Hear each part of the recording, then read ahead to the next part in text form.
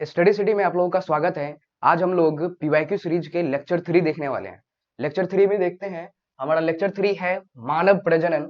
मानव प्रजनन जिसको हम लोग इंग्लिश में ह्यूमन रिप्रोडक्शन भी कहते हैं। इसमें हम लोग खास तौर पे देखेंगे पीवाईक्यू सीरीज में 2023 से 2015 से लेकर के 2023 तक के पूरे पीवाईक्यू देखेंगे और साथ ही साथ कुछ गेस क्वेश्चन भी हम लोग देखने वाले हैं। तो चलिए शुरुआत करते हैं। पहला क्वेश्चन देखते हैं क्या कहता है। हम लोग शुरुआत 2023 से ही करेंगे और 2015 तक जाएंगे, लेकिन और इसके बाद जो होगा बाद हम लोग गेस क्वेश्चन को भी देख लेंगे। तो शुरुआत करते हैं, पहला क्वेश्चन देखते हैं क्या कहता है। पहला क्वेश्चन जो 2023 में पूछा गया है, आप लोग देख सकते हैं, बोल सकते हैं कि मानव युग्मक में गुणसूत्र की संख्या कितनी होती है। तो मानव युग्मक में गुणसूत्र की संख्या पूछ रहा है।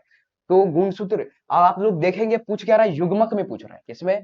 युग्मक में। और आप लोगों को पता होना चाहिए युग्मक क्या होते हैं, तो हैप्लॉइड होते हैं, यानी कि अगुणित होते हैं। हैप्लॉइड यानी अगुणित होते हैं, और अगुणित को हम लोग क्या चीज से दर्शाते हैं? एन से दर्शाते हैं, एन से। और अगर वही हम समान मानव की सामान्य कोशिका देखें, तो मानव की सामान्य कोशिका जो होती है, ये होती है 2n होती है। क्या होती है? 2n। जबकि जो टोटल कितने क्रोमोजोम के बराबर होते हैं? टोटल 46 क्रोमोजोम के बराबर होते हैं। वही अगर हम एन देखें, क्या देखें, हैप्लॉइड देखें, तो हैप्लॉइड कितना हो जाएगा? इसका आधा हो जाएगा। और आधा 46 का आधा कितना हो जाएगा? 23। यानी कि एन बराबर 23। कहने का मतलब युग्मक जो होगा कितना होगा? युग्मक 23 हो जाएगा। कहने का मतलब इसका जो सही आंसर है, 1 नंबर क्वेश्चन जो 2023 में पूछा गया है, इसका सही आंसर हो जाएगा बी नंबर। उसी प्रकार अगर नेक्स्ट क्वेश्चन देखें, तो क्वेश्चन नंबर 2 कह रहा है कि ग्राफियन पुटक पाया जाता है। ये ग्राफियन पुटक की बात कर रहा है, जिसको इंग्लिश में ग्राफियन फॉलिकल कहते हैं। ये ग्राफियन पुटक कहाँ पाया जाएगा? क्या ये नर मानव के वृषण में पाया जाएगा? कहाँ से? नर मानव के वृषण में कहाँ पाया जाएगा? ये पौधों के अंडाशय में। हाँ, ये अंडाशय में तो पाया जाएगा, लेकिन पौधों में नहीं पाया जाएगा। तो ये भी ऑप्शन हमारा गलत है। अगर हम इसमें देखें, मानव के यकृत में, यकृत में भाई कहाँ से? इसके आगे देखें, तो आगे बोल रहा है कि मादा मानव के अंडाशय में। तो ये ऑप्शन सही है, मादा मानव के अंडाशय में ग्राफियन पुटक पाया जाएगा। तो इसका सही ऑप्शन हो जाएगा डी। उसी तरह अगर नेक्स्ट क्वेश्चन देखें, ये भी क्वेश्चन 3 नंबर भी कहाँ आया है? 2023 में ही आया है। अगर इसको देखें तो कह रहा है कि शुक्राणु का संचलन किनके द्वारा होता है? शुक्राणु का संचलन यानी कि शुक्राणु क्या होगा? शुक्राणु आप लोगों को पता होगा, शुक्राणु क्या होते हैं? चल होते हैं, यानी कि ये क्या होते हैं? चल सकता है, एक जगह से दूसरे जगह जा सकता है। लेकिन वही अगर देखें मानव में अंडाणु क्या होते हैं? अंडाणु अचल होते हैं। अंडाणु क्या होते हैं? अंडाणु अचल होते हैं, ये एक जगह से दूसरे जगह नहीं जा पाते। लेकिन शुक्राणु अगर चल होते भी हैं, तो किसके कारण से चल होते हैं? कैसे ये एक जगह से दूसरे जगह जाते हैं? इसकी संरचना अगर देखें शुक्राणु को, तो आप लोगों को पता होगा शुक्राणु के सबसे अंत में क्या होते हैं? पूंछ होते हैं। क्या होते हैं? पूंछ। जैसे कि आप लोगों को पता होगा पतंग भी उड़ती है तो उसके पास पूंछ होती है। उसी प्रकार अगर देखें किसको, शुक्राणु के भी अंत में क्या होता है? पूंछ होते हैं। और इसी पूंछ के सहायता से ये क्या करते हैं? गति करते हैं। क्या करते हैं? यानी कि संचलन करते हैं, एक जगह से दूसरे जगह जाते हैं। इसीलिए तो ये शुक्राणु क्या होते हैं, तो मादा में कहाँ तक? फैलोपियन नलिका तक चल के ही जाता है, यानी संचलन के द्वारा ही जाते हैं। तो हम बोलेंगे शुक्राणु के संचलन किसके द्वारा होता है? तो इसका सही आंसर हो जाएगा पूंछ के कारण से होगा। ठीक है, तो यानी कि ऑप्शन थ्री क्वेश्चन का ऑप्शन क्या हो जाएगा? सही बी हो जाएगा। आगे बढ़ेंगे, तो आगे 4 नंबर कह रहा है कि निम्न हीमोकोरियल अपरा निम्नलिखित में से किसमें पाया जाता है? अपरा जानते हैं? अपरा को कहते हैं प्लेसेंटा। क्या बोलते हैं? प्लेसेंटा को ही हम लोग क्या कहते हैं? प्लेसेंटा को ही क्या बोलते हैं? प्लेसेंटा को ही हम लोग बोलते हैं अपरा। तो बोलता है कि वो भी हीमोकोरियल अपरा। हीमोकोरियल अपरा याद रखना है, सीधे मानव में पाई जाती है। कहाँ पाई जाती है? मानव में। इसी तरह अगर क्वेश्चन 5 देखें, तो क्वेश्चन 5 कह रहा है कि मानव शुक्राणु के एक्रोजोम का निर्माण होता है। मानव के शुक्राणु के एक्रोजोम। एक्रोजोम क्या होता है मानव शुक्राणु में? तो मानव शुक्राणु की अगर संरचना देखें, तो यही मानव का शुक्राणु होता है। आप लोग देख सकते हैं अधिकतर क्वेश्चन जो आया है, जो 2022 में भी पूछा गया है, शुक्राणु के बारे में ही पूछा गया था। आप लोग शुक्राणु का अच्छे से अध्ययन कर लेंगे। क्वेश्चन देखें, तो शुक्राणु का संरचना कुछ ऐसे होता है, लेकिन इसके बाहर में एक कैप होता है। क्या होता है? ये थोड़ा बड़ा होगा, और बाहर में क्या होगा? कैप होता है। और यही कैप में क्या होते हैं? तो इंजाइम पाया जाता है। यही इंजाइम, जो इंजाइम इस कैप के अंदर होता है, जिसे एक्रोजोम कहते हैं। क्या कहते हैं? एक्रोजोम। यानी कि इसी एक्रोजोम में क्या पाया जाता है? इंजाइम। जो इंजाइम क्या करते हैं? अंडाणु को भेदित करने का काम करते हैं। अंडाणु को। और एक पता होगा, एक अंडाणु को सिर्फ एक ही शुक्राणु क्या कर पाते हैं? भेदित कर पाते हैं। और वो भी क्यों, एक शुक्राणु जाएगा और भेदित करके अपना एंजाइम डाल देगा अंडाणु में और उसको पूरी तरह से ब्लॉक कर देगा बाहरी दूसरे शुक्राणु को निषेचित करने से। तो हम बोल सकते हैं कि इसको सबसे बाहरी जो होती है यानी कि शुक्राणु के एक्रोसोम का जो निर्माण होता है वो किसके द्वारा से होगा, लाइसोसोम के द्वारा होता है। इसका ऑप्शन आप लोग याद रखेंगे, यानी कि लाइसोसोम याद रखेंगे कि मानव एक्रोसोम का निर्माण किसके कारण से होगा, तो लाइसोसोम के कारण से होगा। और एक्रोसोम क्या होता है वो भी आप लोग समझ चुके हैं। इसी प्रकार अगर आगे देखें तो क्वेश्चन नंबर 6 कह रहा है कि मानव में अपरा का निर्माण होता है। मानव में अपरा का निर्माण कहां से होता है, तो मानव के अपरा यानी कि वही बात कर रहे हैं, प्लेसेंटा की बात कर रहे हैं। किसकी, प्लेसेंटा की। अगर देखिए प्लेसेंटा में, तो प्लेसेंटा के संरचना में दोनों पाया जाएगा, कोरियोन भी पाया जाता है और एलेंटोइस भी पाया जाता है। तो इसका सही ऑप्शन डी हो जाएगा, जो कहां पूछा है, 2022 में पूछा गया है। अगर उसी तरह अगला क्वेश्चन देखें तो क्वेश्चन नंबर 7 है जो 2022 में ही पूछा गया है। 2022 का क्वेश्चन कह रहा है कि कैपेसिटेशन एक प्राकृतिक क्रिया है जो होती है। देखिए फिर से ये शुक्राणु की ही बात कर रही है। किसकी बात कर रही है, शुक्राणु के। कैपेसिटेशन कहाँ होगा, तो कैपेसिटेशन जो होता है शुक्राणु होते हैं उसको बाहर से प्रोटेक्ट करने के लिए होता है। तो ये काम कहाँ होती है, तो ये कैपेसिटेशन का कार्य होती है। कैपेसिटेंस यानी मतलब कैप जैसा लगाना। ये काम कहाँ होगा, मादा के जनन मार्ग में होता है। इसका सही ऑप्शन बी हो जाएगा। क्या हो जाएगा, बी। इसी तरह अगर क्वेश्चन नंबर 8 देखें, ये भी 2022 में पूछा गया है और कह रहा है कि निम्नलिखित में से कौन गर्भाशय के स्तर में प्रत्यारोपित होता है। देखिए पता होना चाहिए, अगर हम देखें मानव मादा में तो क्या होते हैं, इधर होते हैं, इधर हो गया आपका, ये अंडवाहिनी हो गया। क्या हो गया, अंडवाहिनी। और ये आपको हो गया गर्भाशय। यहाँ गर्भाशय पाई जाती है, इधर भी गर्भाशय ये होगा और ये गर्भाशय है। और यहाँ आपको पता होना चाहिए यहाँ क्या होते हैं, यहाँ होते हैं अंडाशय। क्या होते हैं, अंडाशय।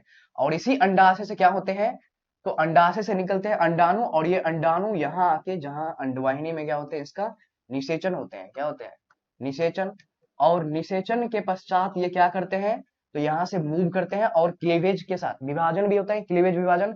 और इसके साथ साथ ये क्या करते हैं, इधर मूव करते हैं, किधर आने के लिए, गर्भाशय में अंतरोपित होने के लिए। क्या होने के लिए, प्रत्यारोपित होने के लिए इधर मूव करता है। तो ये क्वेश्चन कह रहा है कि निम्नलिखित में से कौन गर्भाशय के स्तर में प्रत्यारोपित होता है। तो सबसे पहले जब निषेचन होगा, निषेचन होगा तो क्या बनेगा, निषेचन के बाद बनता है युग्मनज बनता है। क्या बनता है, युग्मनज, जिसको हिंदी में जायगोट, इंग्लिश में जायगोट कहते हैं। युग्मनज फिर ये कितने कोशिका के होते हैं, सिर्फ एक कोशिका से होते हैं। कितने कोशिका के होते हैं, सिर्फ ये एक कोशिका के होते हैं। फिर ये क्या करेगा, क्लीवेज विभाजन करता है। क्या करता है ये, क्लीवेज विभाजन करेगा तो बनाएगा मोरूला। क्या बनाएगा, मोरूला, जो कितने कोशिका के होते हैं, 8 कोशिका के होते हैं। और फिर ये और आगे भी बढ़ते जाता है जब तक में ये यहाँ आता है। कहाँ होता है, गर्भाशय के दीवार के पास आता है। तो ये विभाजित होके बना लेता है ब्लास्टोसिस्ट। क्या बना लेता है, ब्लास्टोसिस्ट। और यही ब्लास्टोसिस्ट कितने कोशिका के होते हैं, ये ब्लास्टोसिस्ट होते हैं 8, 8 यानी 16, टोटल 16 कोशिका होगा ये। और यही ब्लास्टोसिस्ट कहाँ अंतरोपित हो जाएंगे, अंतरोपित हो जाएंगे गर्भाशय के दीवार से। ये देख रहे हैं, इसको क्या हम बोलेंगे, ब्लास्टोसिस्ट बोलेंगे। तो इसका जो सही ऑप्शन होगा क्या होगा, ब्लास्टोसिस्ट ऑप्शन, यानी ऑप्शन नंबर डी होगा। 8 नंबर का ऑप्शन डी। आगे बढ़ेंगे तो 9 नंबर क्वेश्चन है, ये भी 2022 में पूछा गया है। और 9 नंबर क्वेश्चन कह रहा है कि मानव भ्रूण संरक्षित रहता है। अच्छा देखिए, मानव के जो भ्रूण होते हैं ये कहाँ संरक्षित होते हैं, क्या ये एलेंटोइस में संरक्षित रहता है, नहीं। एमनियोटिक गुहा में होते हैं, फुफ्फस गुहा में होते हैं, पेरिटोनियम गुहा में होते हैं, नहीं। इसका सही ऑप्शन होगा बी, यानी कि एमनियोटिक गुहा में होगा। कहाँ होगा, एमनियोटिक गुहा में। अगर इसी तरह से क्वेश्चन नंबर 10 देखें, क्वेश्चन नंबर 10 2021 में पूछा गया है। कहाँ पूछा गया है, 2021 में पूछा गया है। आप लोग देख सकते हैं, ये कह रहा है कि सर्टोली कोशिकाएं पाई जाती है। लोगों को पता होगा, अगर हम देखें मानव की, अगर देखें वृषण में, तो वृषण में क्या पाए जाते हैं, सर्टोली। कौन कौन कोशिका पाई जाएगी, सर्टोली कोशिका, सर्टोली कोशिका और सर्टोली कोशिका पाया जाएगा और साथ में पाया जाएगा एंड्रोजन कोशिका। एंड्रोजन कोशिका है। इस पर आपको आगे भी क्वेश्चन देखने को मिलेगा जो हम लोग देखेंगे। तो इसका सही ऑप्शन क्या हो जाएगा, सही ऑप्शन होगा ए, यानी कि वृषण में। कहाँ देखने को मिलेगा, वृषण में। क्वेश्चन अगर नेक्स्ट क्वेश्चन देखें, क्वेश्चन नंबर 11 है। ये क्वेश्चन 11 कह रहा है कि मनुष्य में गुणसूत्र की संख्या है। गुणसूत्र देख सकते हैं आप लोग, 11 नंबर क्वेश्चन 2 बार रिपीट हुआ है, 2017 में भी आया और 2021 में भी आया है। मनुष्य में गुणसूत्र की संख्या कितनी होती है? मनुष्य में गुणसूत्र की संख्या, वो भी बात कर रहे हैं पुरुष की, ध्यान देंगे किसकी? पुरुष की। तो पुरुष में क्या होगा? पुरुष में होता है एक्स वाई, ये तो आप लोगों को पता है। और ये भी पता है मनुष्य में कितने गुणसूत्र होते हैं? टोटल 46 होते हैं। तो 46 में से क्या हो जाएगा? 46 को अगर देखेंगे तो 44 होते हैं ऑटोजोम, और साथ में होता है एक्स वाई। अगर पुरुष की बात कर रहे हैं तो एक्स वाई हो जाएगा, और दोनों मिलके टोटल क्या हो जाएगा? 46 पर आता है, जिसको हम क्या कहते हैं? इसको कहते हैं ऑटोजोम। इसको ऑटोजोम कहते हैं। और इसको क्या कहते हैं? इसको कहते हैं लिंग क्रोमोजोम। तो टोटल कितना हो जाएगा? तो इसका जो सही ऑप्शन होगा क्या होगा बताइए? सही ऑप्शन इसका बी हो जाएगा। क्या हो जाएगा? बी, यानी कि 44 प्लस एक्स वाई इसका सही ऑप्शन हो जाएगा। अगर इसी तरह अगर क्वेश्चन देखें, अगला क्वेश्चन कह रहा है 12 नंबर, ये 2019 में पूछा गया है। 2019 में क्वेश्चन कह रहा है कि गर्भाशय किससे संबंधित है? गर्भाशय किससे संबंधित है? गर्भाशय आपको पता होना चाहिए किससे संबंधित होगा। मादा स्त्री जनन तंत्र से ही संबंधित होगा। गर्भाशय पुरुष में तो होगा नहीं, कहाँ होगा? मादा में होगा। तो सही ऑप्शन क्या होगा इसका? बी। आप लोग देख सकते हैं अधिकतर क्वेश्चन जो इस चैप्टर से पूछा गया है कब? 2023-22 में आप लोग देखेंगे और 21 में देखेंगे। अब जैसे जैसे हम लोग पीछे जाते जाते हैं, क्वेश्चन की संख्या क्या होते जा रहे हैं? घटते जा रहे हैं। इसलिए आप लोगों को ध्यान देना होगा कि 2024 के भी एग्जाम में अधिकतर क्वेश्चन कहाँ से आने वाले हैं? इस चैप्टर से अधिक क्वेश्चन बनने वाले हैं। अराउंड 5 to 6 क्वेश्चन बनने वाला है। इसलिए आप लोग क्या करेंगे? ध्यान देंगे और इस चैप्टर के अच्छे से रिवीजन कर लेंगे। आप लोग ये सीरीज देख लीजिए, इसमें टोटल 30 क्वेश्चन में से निश्चित ही आपको रिपीट होगा। लगभग में 3 to 4 क्वेश्चन निश्चित ही रिपीट हो सकता है। तो आप लोग ध्यान देंगे। अगला क्वेश्चन है क्वेश्चन नंबर 3 नंबर कह रहा है, जो 2018 में पूछा गया है। आप लोग देखेंगे 2019 में सिर्फ एक क्वेश्चन पूछा गया था। उसी तरह 2018 में देखेंगे तो कह रहा है कि एक स्वस्थ महिला के पूरे जीवन काल में उत्पन्न कुल अंडों की संख्या। ये बहुत ही फेमस क्वेश्चन है, बहुत पूछा जाता है कि एक स्वस्थ महिला है तो पूरे जीवन काल में कितने अंडे का स्राव करते हैं। तो इसको अगर जानने से पहले अगर देखें तो पुरुष में क्या होता है? पुरुष में अगर बोलेगा शुक्राणु कितने होते हैं, तो क्या कैसी बात है? एक ही बार में पुरुष में कई करोड़ों शुक्राणु निकलते हैं। लेकिन अगर हम बात करेंगे मादा में, किसमें? मादा में बात करेंगे तो मादा में एक महीने में एक ही अंडाणु निकलते हैं। कितने अंडाणु निकलते हैं एक महीने में? कुल एक ही अंडाणु, यानी अंडे निकलते हैं सिर्फ एक। तो ये बोल रहा है पूरे जीवन काल में, पूरे जीवन काल में कितने अंडे निकलेंगे। और ये भी पता होगा कि मादा में कितने अंडाशय होते हैं? 2 अंडाशय होते हैं, और प्रत्येक अंडाशय से प्रत्येक महीना एक एक अंडाणु निकलते हैं। पूरे जीवन काल, पूरे जीवन काल में इसका सही आंसर हो जाएगा 400। कितना हो जाएगा? 400। पूरे जीवन काल में मादा के अंडाणु में लगभग में 400 आंसर। कितना होता है? 400। तो सही ऑप्शन 13 हो जाएगा। अभी अगला क्वेश्चन देखेंगे तो क्वेश्चन नंबर 14 बोल रहा है, क्वेश्चन नंबर 14 कह रहा है कि एक्रोजोम इनमें से किसका संभाग है? एक्रोजोम तभी से बता रहे हैं, शुरुआत क्वेश्चन में भी बताए थे, ये शुक्राणु का क्या है? भाग है। तो मानव शुक्राणु का सिर का भाग है क्या? मानव शुक्राणु के मध्य का भाग, मध्य का भाग क्या होता है? मानव शुक्राणु के मध्य का भाग में होते हैं माइटोकॉन्ड्रिया। देखिए ये आपको क्या हुआ? ये पूंछ होता है, पूंछ। ये इसके बीच में क्या होता है? ये बीच में पाया जाएगा, इस बीच में पाया जाएगा माइटोकॉन्ड्रिया। क्या पाया जाएगा? माइटोकॉन्ड्रिया। माइटोकॉन्ड्रिया पाया जाएगा कहाँ पे? बीच में। और इस साइड साइड में क्या पाया जाता है? सेंट्रियोल पाया जाता है। और एक्रोजोम जो पाया जाता है इसी शुक्राणु के सबसे बाहर वाले भाग को क्या कहते हैं? एक्रोजोम कहते हैं। क्या कहते हैं? इसी में एंजाइम होता है। तो क्या होगा? मानव शुक्राणु के सिर का भाग, मानव शुक्राणु के मध्य वाला भाग नहीं, मध्य वाले भाग में क्या होता है? माइटोकॉन्ड्रिया। तो ये ऑप्शन होगा नहीं। प्रारंभिक डिंबाणु जनन कोशिका, ये क्या? और ब्लास्टोसिस्ट, तो ये तो होते हैं, ब्लास्टोसिस्ट तो गर्भाशय में होगा, ये तो नहीं होगा। तो सही ऑप्शन सिर पर, कहाँ देख रहे हैं? सिर देख रहे हैं, शुक्राणु का सिर वाले भाग में एक्रोजोम होता है। तो सही ऑप्शन होगा 14 नंबर का ए होगा। इसी तरह अगर अगला क्वेश्चन देखें, क्वेश्चन नंबर 15 क्या रहा है कि निम्नलिखित, नहीं देखिए, वीर्य को किसमें हिमीकृत किया जाता है? हिमीकृत मतलब अगर देखिए आप लोग पादप में ही क्या होते हैं, नहीं यानी जंतु में भी अगर देखें तो जंतु में वीर्य का क्या किया जाता है? स्थानांतरण किया जाता है। तो उसको एक जगह से दूसरे जगह ले जाना भी पड़ता है, लंबे समय तक उसको रखना भी पड़ता है। तो उसको क्या करना होता है? संचित करके रखने के लिए हम लोग हिमीकृत करके रखते हैं, ठंडे जगह में रखते हैं। तो वो ठंडा कौन सी जगह में रखते हैं? तो तरल नाइट्रोजन में रखते हैं। इसका सही ऑप्शन क्या हो जाएगा? इसका सही ऑप्शन हो जाएगा ए। क्या हो जाएगा इसका सही ऑप्शन? ए। अगला क्वेश्चन है 16 नंबर क्वेश्चन कह रहा है कि शुक्राणु जनन का नियंत्रण किसके द्वारा होता है? शुक्राणु जनन का नियंत्रण, ये दो होता है, एक अंडाणु जनन होता है और एक शुक्राणु जनन होते हैं। तो ये पूछ रहा है कि शुक्राणु जनन का नियंत्रण किसके द्वारा होता है? शुक्राणु जनन का नियंत्रण आप लोगों को हम दिखा देते हैं, शुक्राणु जनन कैसे होता है। सबसे पहले क्या होता है, तो सबसे पहले हार्मोन निकलते हैं कहां से? हाइपोथैलेमस से। कहां से निकलते हैं? हाइपोथैलेमस से। इसको समझेंगे आप लोग। हाइपोथैलेमस से कौन से हार्मोन निकलती है? जीएनआरएच हार्मोन निकलते हैं। कौन से निकलते हैं? GnRH hormone. फिर ये हार्मोन क्या होते हैं, तो कार्य करते हैं। कहाँ कार्य करते हैं? ये कार्य करते हैं पिट्यूटरी ग्रंथि के एंटीरियर लोब पे। कहाँ काम करते हैं? पिट्यूटरी ग्रंथि पे ये कार्य करेगा और यहां से स्राव होती है दो हार्मोन, एक होती है एलएच और एक होती है एफएसएच। एलएच कहाँ कार्य करेगा? एलएच काम करती है एंड्रोजन कोशिका पे। कहाँ काम करती है? एंड्रोजन कोशिका पर। एंड्रोजन कोशिका पर ये काम करेगा और यहां से स्राव होगा किसका? एंड्रोजन हार्मोन का। किसका स्राव होगा? एंड्रोजन हार्मोन का यहाँ स्राव होगा। और एफएसएच काम करती है सर्टोली कोशिका पर। कहाँ काम करते हैं? सर्टोली कोशिका पर। और सर्टोली कोशिका, एंड्रोजन और सर्टोली कोशिका दोनों मिल करके क्या करता है? दोनों मिल करके काम करते हैं शुक्राणु जनन का कार्य को पूरा करता है। किसका कार्य करता है? शुक्राणु जनन का।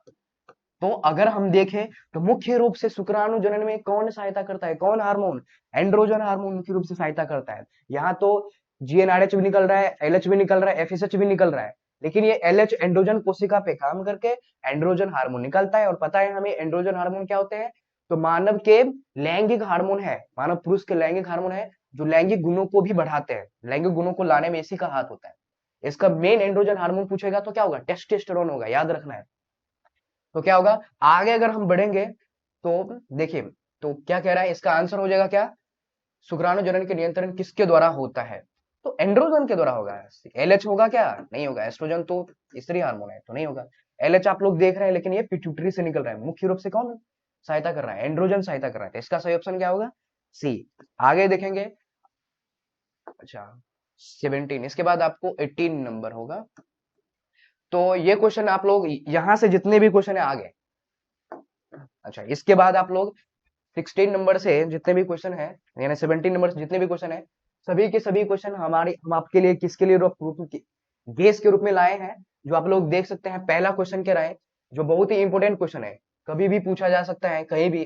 किस स्त्री में मासिक चक्र, किसी स्त्री में मासिक चक्र के बंद होना क्या कहलाता है? पता होगा। शुरू होने को हम लोग मेनार्क कहते हैं और बंद होने को मेनोपॉज कहते हैं। तो सही ऑप्शन इसका बी हो जाएगा। क्या हो जाएगा? इसका सही ऑप्शन बी होगा। आगे देखेंगे तो क्वेश्चन नंबर 18 कह रहा है कि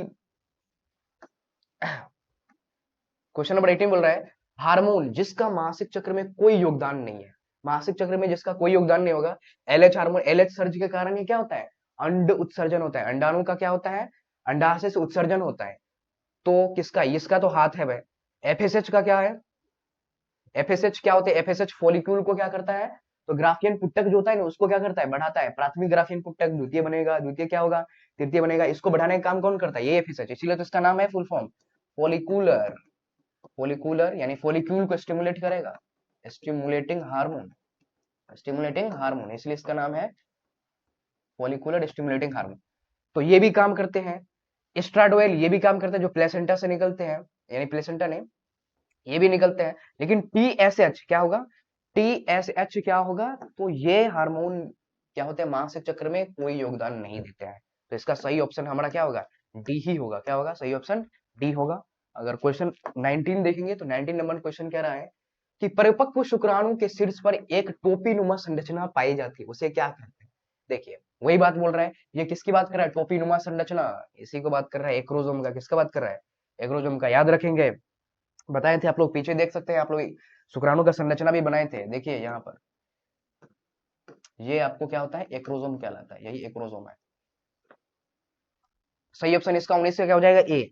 आगे देखेंगे तो क्वेश्चन नंबर 20 कह रहा है कि अंडाशय के नजदीक का फाइलोपियन ट्यूब का भाग है। अंडाशय के नजदीक, अंडाशय के नजदीक आप लोग अगर देखेंगे तो सबसे नजदीक में क्या होता है? सबसे नजदीक में होगा फिम्ब्रिया होता है। जाइए आपको संरचना वाला।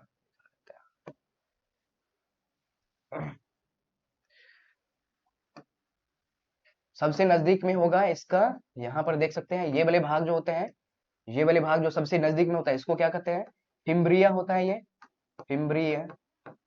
और इसके जस्ट आगे जाएंगे, इसके जस्ट आगे जाएंगे तो यहाँ देखने को मिलेगा इनफंडीबुलम, क्या होगा यहाँ पे, इनफंडी इनफंडीबुलम हो जाएगा यहाँ पे। इसके भी ऊपर जाएंगे तो इसके ऊपर होगा एम्पूला, क्या होगा, एम्पूला, एम्पूला, एम्पूला इसका सही यहाँ होगा। और आगे सबसे अंतिम में देखेंगे तो इस्थमस होता है, क्या होता है, इस्थमस। तो ध्यान देने वाली बात यहाँ है कि पूछ रहा है कि अंडाशय के नजदीक, और यही होता है क्या, यही पाया जाता है अंडाशय, ये अंडाशय है। तो इसके नजदीक में फिम्ब्रिया होना चाहिए, क्या होना चाहिए, फिम्ब्रिया होना चाहिए, लेकिन फिम्ब्रिया ऑप्शन में नहीं है। तो ऑप्शन में इनफंडीबुलम है, क्या है, तो सही ऑप्शन इसका बी हो जाएगा। उसी प्रकार अगर नेक्स्ट क्वेश्चन देखे तो क्वेश्चन नंबर 21 बोल रहा है कि अंडे के जीवन काल है, अंडे, अंडे क्या होते हैं, मानव अंडे का जीवन काल ये पूछ रहा है। तो मानव अंडे का जीवन काल होते हैं 24 घंटे, कितने घंटे, 24 घंटे। ये क्या करते हैं, तो अंडाशय से अंडाणु निकलते हैं, यानी अंडे निकलते हैं, और मादा के अंडवाहिनी में टोटल कितने घंटे, 24 घंटे तक इंतजार करते हैं। अगर शुक्राणु वहां पहुंचता है तो निषेचन होगा, और नहीं होगा तो लास्ट में क्या हो जाएगा, वो भी बाहर निकल जाएंगे। अगले क्वेश्चन देखेंगे, क्वेश्चन नंबर 22 बोल रहा है कि स्त्री में किस हार्मोन से प्रतिक्रिया के कारण द्वितीय लैंगिक लक्षण विकसित होते हैं। वही हार्मोन के कारण द्वितीय लैंगिक लक्षण विकसित होगा जो स्त्री हार्मोन कहलाता है। तो ये स्त्री हार्मोन है एस्ट्रोजन, क्या है, एस्ट्रोजन। तो 22 का सही आंसर होगा सी। आगे देखेंगे क्वेश्चन नंबर 23, मनुष्य में शुक्राणु का संग्रहण एवं पोषण किसमें होता है। मनुष्य में शुक्राणु का संग्रहण और पोषण, आपको पता है शुक्राणु कहाँ से निकलेंगे, वृषण से, तो ये ऑप्शन नहीं है। वाशिफेरेंसिया में भी नहीं होता है, एपिडिडाइमिस में जाके जमा होता है और यही जाके इसका संग्रहण होता है और पोषण भी होता है। आगे देखेंगे तो आगे 24 नंबर है जो कह रहा है कि सर्टोली कोशिका किस पिट्यूटरी हार्मोन द्वारा नियंत्रित होता है। सर्टोली कोशिका बोल रहा है कौन से पिट्यूटरी हार्मोन के द्वारा नियंत्रित होता है। तो हम आप लोगों को पहले ही बताए थे, आप लोग अगर देखना चाहेंगे तो दिखा देते हैं। ये आप लोगों को पता होगा कि अभी जस्ट बताए सर्टोली कोशिका किस पिट्यूटरी हार्मोन के द्वारा नियंत्रित होते हैं। सर्टोली कोशिका होते हैं एफएसएच के द्वारा, जो कहाँ होते हैं, वृषण में होते हैं, वृषण में पाया जाता है। और एफएसएच के द्वारा क्या होते हैं, तो सर्टोली कोशिका नियंत्रित होते हैं। और ये क्या करते हैं, तो इसको नियंत्रित करके क्या करेगा, ये शुक्राणु को पोषण प्रदान करने का काम करता है। यानी 24 का सही ऑप्शन होगा बी। आगे देखेंगे क्वेश्चन 25 नंबर, स्तनधारी में वृषण कोश में उतरते हैं। वृषण कोश में कहने का मतलब सिंपल ये कहना चाह रहा है कि मानव स्तनधारी जो है उसमें जो वृषण होते हैं, वृषण कोश में क्यों पाया जाता है, वृषण कोश में इसलिए पाया जाता है ना कि वहां ठंडा, यानी कि कुछ उसको ठंडे महसूस हो पाए, ठंडे जगह मिल पाए। और शुक्राणु जनन के लिए जो इन्वायरमेंट सबसे अच्छा है क्या है, ठंडा, थोड़ा मतलब शरीर के तापमान से थोड़े क्या होना चाहिए, ठंडे होना चाहिए। इसीलिए ये शुक्राणु जनन के लिए ही उतरते हैं। तो सही ऑप्शन 25 का ए हो जाएगा।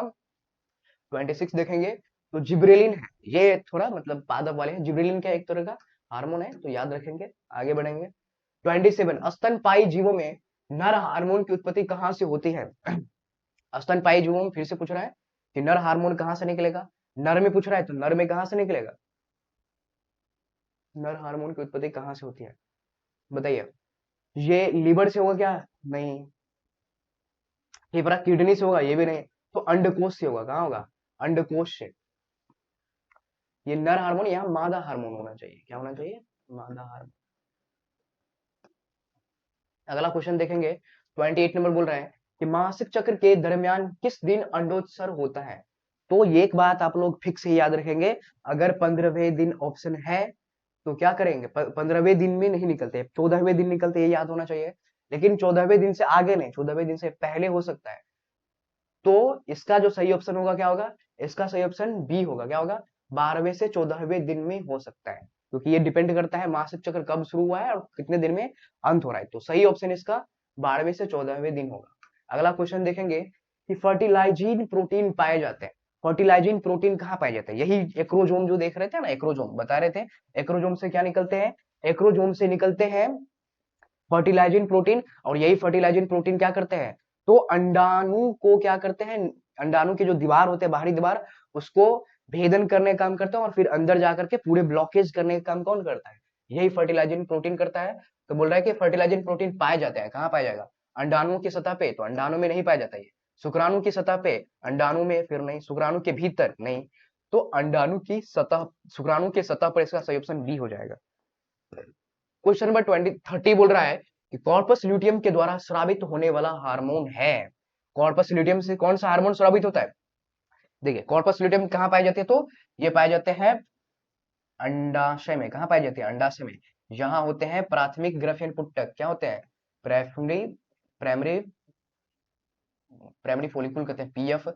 और यहाँ पे क्या होगा? सेकेंडरी सेकेंडरी फॉलिक्यूल होगा। यहाँ टर्सरी फॉलिक्यूल होगा, टर्सरी फॉलिक्यूल। और यहाँ क्या होते हैं? मेच्योर फॉलिक्यूल होता है। और मेच्योर फॉलिक्यूल से क्या निकलेगा? अंडाणु निकल तो जाएगा, लेकिन अगर उसका निषेचन होता है तो यहाँ निर्माण होती है किसका? कॉर्पस ल्यूटियम का यहाँ निर्माण होती है। और यही कॉर्पस ल्यूटियम क्या करते हैं? तो हार्मोन, कौन से हार्मोन का स्राव करेगा? प्रोजेस्टेरॉन हार्मोन का स्राव करता है। कौन से हार्मोन को? प्रोजेस्टेरॉन हार्मोन को। और यही प्रोजेस्टेरॉन हार्मोन क्या करते हैं? तो ये प्रोजेस्टेरॉन हार्मोन प्रेगनेंसी को मेंटेन करता है। किसको मेंटेन करता है?